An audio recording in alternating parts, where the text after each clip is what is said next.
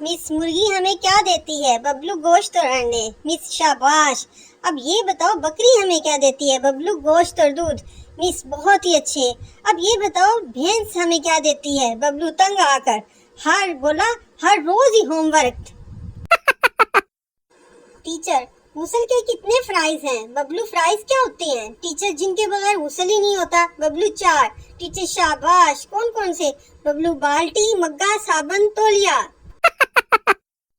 Principal late क्यों आए हो? तुम्हारे सब दोस्त तो वक्त पर आते हैं। स्टूडेंट ग्रुप बनाकर तो कुत्ते आते हैं, शेर तो अकेला आता है।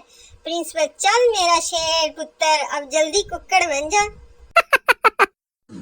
हम लोग पंजाबी हैं, हम ये नहीं कहते आई डोंट केयर, हम सीधा कहते हैं साडी जुत्ती नू भी परवाह ही नहीं। लड़की मेरा वेट कैसे कम होगा? डॉक्टर आपने अपने सर को दाएं बाएं हिलाना है। लड़की किस टाइम? डॉक्टर जब कोई खाने का पूछे। आदमी दौड़ता हुआ आया और शिकारी को झंझोड़ कर कहा, तुमने मेरी बीवी को गोली मार दी है। शिकारी नाराज ना हो, अगर बदला लेना है तो मेरी बीवी वो सामने बैठी है।